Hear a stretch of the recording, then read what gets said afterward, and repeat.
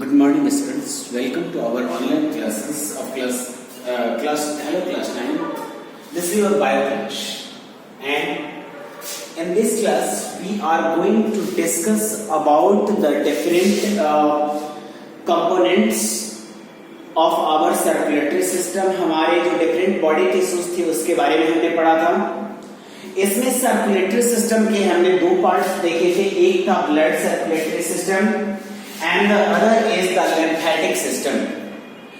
इस blood circulatory system में हमने पढ़ा था कि blood is the main component that is responsible to carry the different substances from the one part of our body to another. But here is a question arises that blood is so thickened that it is not completely able to reach each and every cell. यानी blood के जो हमारे sales हैं वह blood के sales जो है वह कंप्लीटली एबल नहीं है to reach each and every cells, हमारे प्रत्येक सेल तक पहुंचने के लिए. और हमने यह भी बताया था कि our blood circulatory system is closed system. It means that कि blood is only circulated in the vessels. Then the substances that carried by the blood are how to be reach to the each and every cell. यहाँ एक question था कि हर एक cell तक कैसे हमारे nutrients जो हैं या डिफरेंट कंपोनेंट्स जो हैं वह हमारे डिफरेंट बॉडी पार्ट्स तक पहुंचते हैं, या डिफरेंट बॉडी पार्ट्स से जनरेटेड जो अदर वेस्ट मटेरियल्स होते हैं वह हमारे एक्सक्रीटरी ऑर्गन तक पहुंचते हैं. ये ट्रांसपोर्टेशन कैसे होता है? This transportation is performed by our different type of system that is called lymphatic system. And this lymphatic system is formed with the help of lymph. अब सवाल यह क्वेश्चन है कि यहाँ पर कि lymph क्या है? What is lymph? Lymph is actually a colorless liquid, colorless fluid that is flow inside the lymph vessels. यानी यह एक colorless fluid है that is flowed or flows only inside the lymph vessels, only inside the lymph vessels. यानी lymph vessels के अंदर यह flow करता है. तो यहां पर जो है लिम्फ का वर्क क्या है और लिम्फ कहां से कहां तक कैरी करता है, ये मेन अराइजमेंट सिस्टम होता है.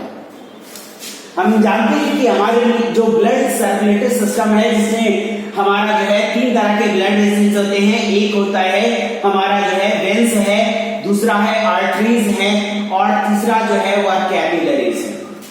Veins, arteries and capillaries. Capillaries veins से यहाँ क्या होता है कि आर्टरीज से ब्लड जो है वह कैपिलरीज से होते हुए वेन्स तक पहुंचता है और वेन्स से अगेन पहुंच जाता है आर्टरीज तक. तो ये तो क्लोजली मूव करता है. तो यहाँ क्या होता है कि जो ये कैपिलरीज है, आप जानते हैं कि capillaries are the thin membranous network of blood vessels. आप जानते हो कि thin membranous network of blood vessels होते हैं.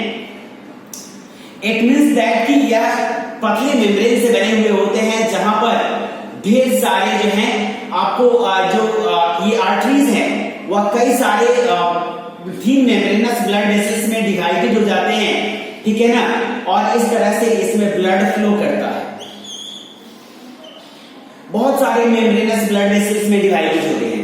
तो ब्लड जो है यहां से आर्टरी से आता है, कैपिलरी में आ जाता है और कैपिलरी से फिर अगेन वेन्स में पहुंच जाता है. यहां पे जब आता है तो ये थिन मेम्ब्रेनस ब्लड वेसल्स के अंदर इसी के आसपास हमारा लिम्फ प्रेजेंट होता है. That lymph help to dress out the all components that are carried out by the blood. यानी ब्लड के द्वारा कैरी किए जाने वाले सभी कंपोनेंट्स को इस कैपिलरी से यह डिसॉल्व कर देता है और कैपिलरी से यह पहुंचा देता है आपको टिश्यूज तक. टिश्यूज तक पहुंचा देगा और टिश्यूज से आगे जो वेस्ट मटेरियल्स होते हैं उसको भी वह कैपिलरी तक पहुंचाने का काम करता है. कौन? तो आपका लिम्फ काम करता है. यानी ब्लड सर्कुलेटरी सिस्टम को टिश्यूज से कनेक्ट में रखने का, टिश्यूज के कांटेक्ट में रखने का काम किसका होता है? किसका होगा? तो यह होगा लिम्फ का. ठीक है ना. लिम्फ में सभी कंपोनेंट्स ठीक वैसे ही होते हैं जैसा कि ब्लड में होता है ना. सो नेक्स्ट पॉइंट देखिए कि lymph has similar components as the blood, मतलब लिम्फ के पास सारे कंपोनेंट्स वैसे ही होते हैं जैसा कि ब्लड के पास होता है, केवल इसके पास कुछ आरबीसी, इसके पास आरबीसी नहीं होता है।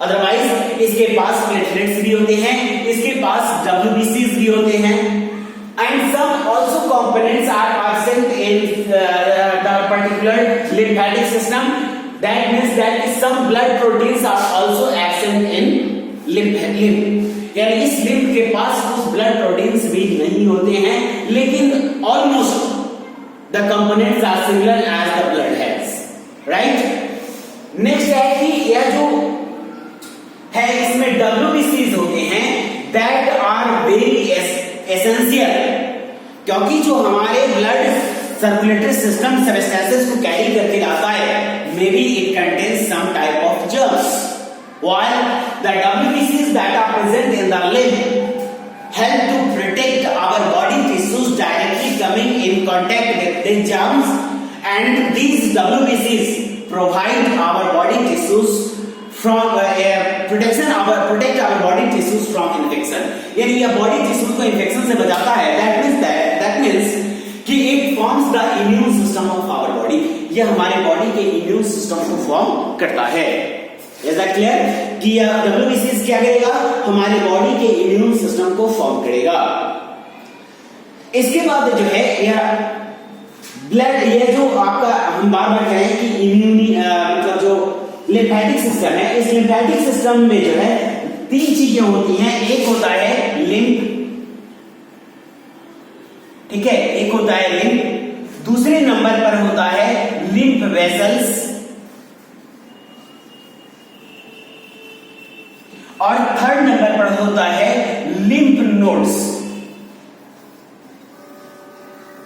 3 चीजें हो गई।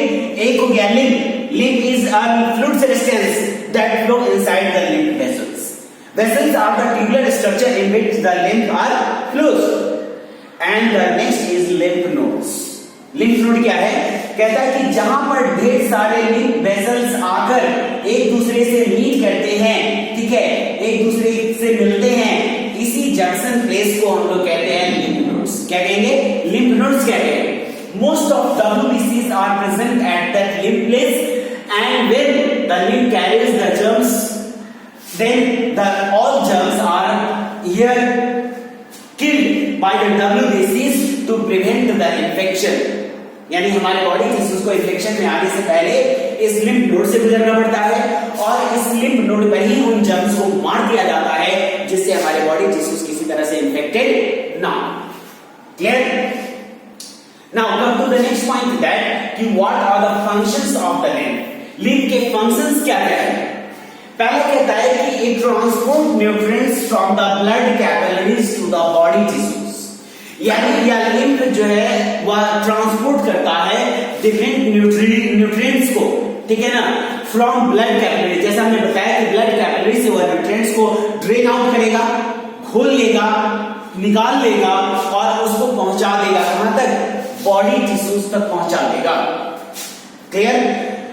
इसके बाद वह बॉडी टिश्यूज तक पहुंचा दिया, किसको, न्यूट्रिएंट्स को पहुंचाया।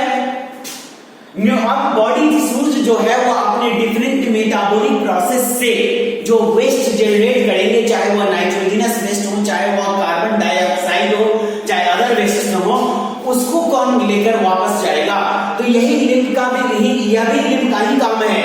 इट मींस दैट कि it transport the waste materials from body tissues to the lymph vessel to the blood capillaries, यानी यह लेकर आता है न्यूट्रिएंट्स को और लेकर जाता है वेस्ट मटेरियल्स को। Right students? नेक्स्ट है कि it protects the body tissues from infection. जैसा हमने आपको यहाँ पे बताया कि इसमें WBCs अबंडेंट अमाउंट में प्रेजेंट होते हैं, ठीक है। तो ये WBC जो है चूंकि हमारे इम्यून सिस्टम को फॉर्म करते हैं, तो यह इम्यून सिस्टम को फॉर्म करते हैं, इसलिए यह हमारे बॉडी टिश्यूज को इन्फेक्शन से बचाते हैं। और कैसे? तो ये इनका डिफरेंट मेथड्स है, टेक्निक है। क्या क्या मेथड टेक्निक है? तो पहला है कि कुछ WBC cells have the antibiotic system that help to engulf the pathogens। कुछ कुछ हिस्से में वो क्या करते हैं कि पैथोजेंस को इनएक्टिव कर देते हैं और उस पर एंटीजेंस प्रोड्यूस करके उसको मार देते हैं और इस तरह डिफरेंट वेज एडॉप्ट करके, ठीक है ना, और एंटीबॉडी मतलब जो है हमारे बॉडी को इन्फेक्शन से बचाती है। तो ये है आपका लिम्फेटिक सिस्टम जो यहाँ पे दिया हुआ है, ठीक है students, okay. And now in next classes we are going to discuss about our next tissue that is counted as the neuron या nerves, यानी नर्व सिस्टम के बारे में हम लोग जानेंगे, न्यूरॉन्स के बारे में जानेंगे, वो क्या होते हैं, कैसे होते हैं और उनका वर्क क्या होता है। Okay students, thank you.